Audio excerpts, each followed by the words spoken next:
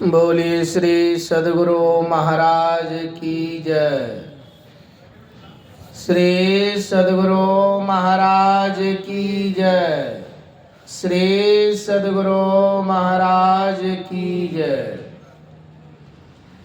नमो नमो सतगुरु नमो। जो सम को न आन, परम पुरुष होते अधिक, गावे संत सुजान।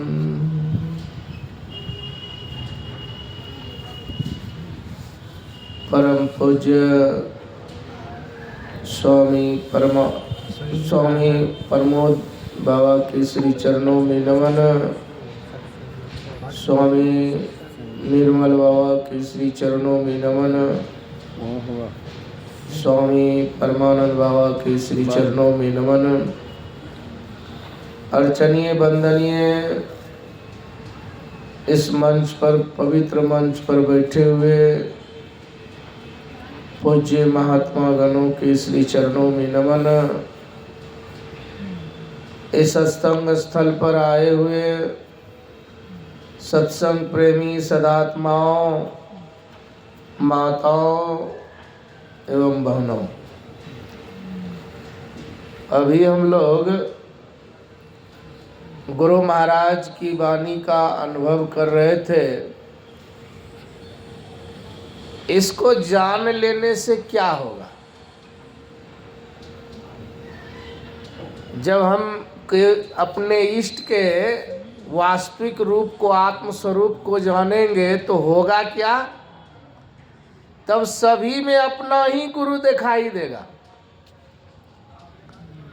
एक जगह की बात है, गुरु नानक देव जी महाराज के उपासक और जो है वैष्णव के,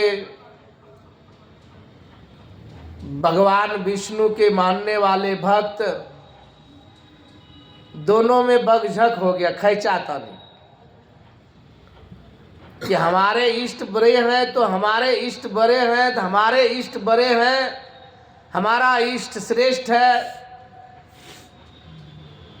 और इधर शैव जो भगवान शिव को मानने वाले थे, ये महाकाल है, देवों के देव हैं, तो ये कैसे ये तीनों जो है मिल करके गुरु नानक देव जी महाराज के पास चले गए। कहा कि देखो वो कौन है। गुरु नानक देव जी महाराज स्वयं पहुंचे हुए पुरुष थे, और जब गए तो कहा कि तुम तीनों आंख मूंद करके देखो, और उस तीनों की सूरत को समेट करके योग बल से अपने गुरु ने, गुरु नानक देव जी महाराज कहते हैं कि तीनों की सूरत को सतलोक लेकर चला गया। जब सतलोक लेकर चले गए तो वहां सदगुरु का वासा होता है, निवास स्थान सदगुरु का। और जब तीनों ने देखा तो वही जिस इष्ट को अपना मानने वाले थे, जो जिस इष्ट को मानने वाले थे, उसको वही इष्ट दिखाई दिया। है एक, लेकिन चाह है अनेक। इसलिए गुरु महाराज की वाणी को सुन रहे थे। गुरु महाराज ने कहा कि मैंने इस अध्यात्म ज्ञान को समझते समझते समझ गया हूं।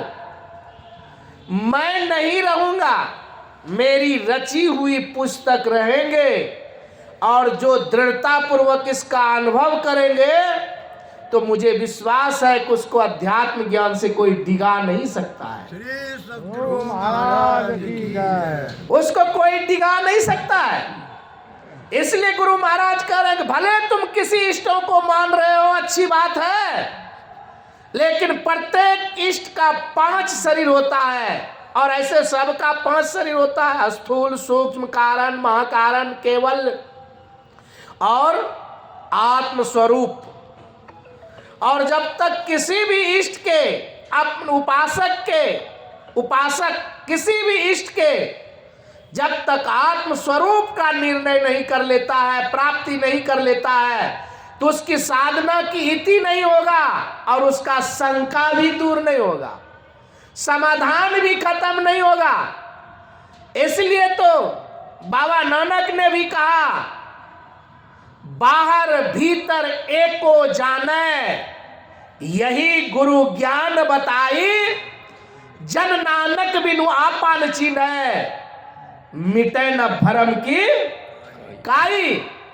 ये भरम की काई, नहीं तो सबके जीवन में भरम लगा है। जो इस स्थूल उपासना किया है, थोड़ा ताकर वर्णात्मक नाम और वर्णात्मक रूप का उपासना किया है, वो सबके जीवन में भरम है।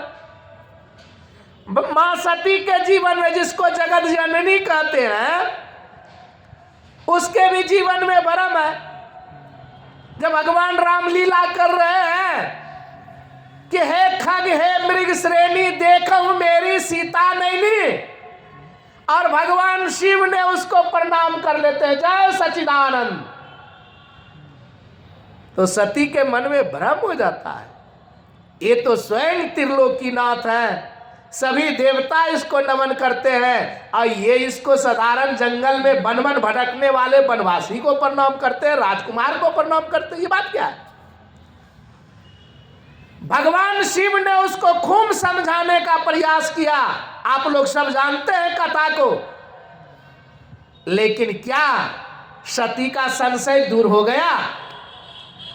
इसलिए कबीर बाबा ने कहा, जब लग देखूं ना निज ऐना, तब लग मानू ना गुरु के बैना। जब लग देखो ना निज ऐना, आत्मज्ञान के स्वरूप में जब आ जाइएगा। इसलिए पूज्यपाद महर्षि साईं स्वामी जी महाराज की वाणी में है, इस आंख से भी देखूं, दिव्य दृष्टि से भी देखूं, असाही विशेष दर्शन आत्मज्ञान में हो। ये जीव को आत्म स्वरूप का ज्ञान हो जाता है, अपना ही ज्ञान हो जाता है कि मैं वही हूं। और वहां जब पहुंच जाता है, तब कहता है शिवोहम।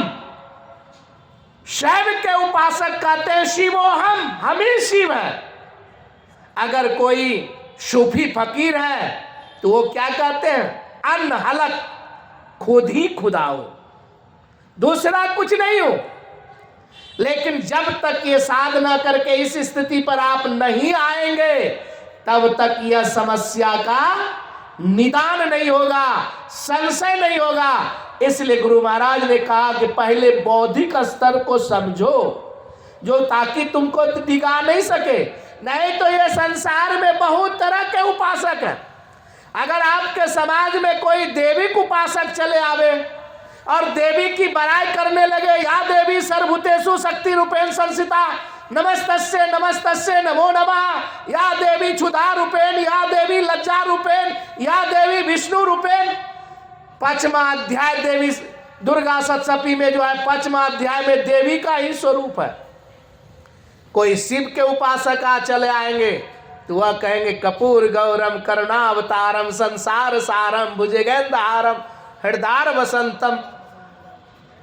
आप अगर राम के उपासक चले आएंगे तो राम स्वरूप तुम्हार वचन यगोचर बुद्धि पर अभिगत कतपार नेति नेति नित निगम का।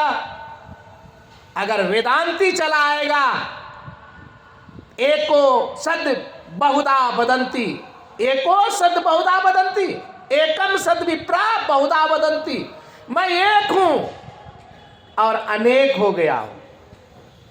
इसलिए इस तत्व को जानने के लिए जब तक साधक अपने आत्म स्वरूप की प्राप्ति नहीं कर लेता है, इष्ट के आत्म स्वरूप का दर्शन नहीं कर लेता है, तब तक जीव का परम कल्याण होने वाला नहीं है। इसलिए गुरु महाराज की पाठ में महर्षि वाणी को सुन रहे थे और इसको समझिए और समझ बूझ करके इसको जीवन में उतारिए, तब परम कल्याण होगा। यही 2 शब्द रखा। बोलिए श्री सद्गुरु।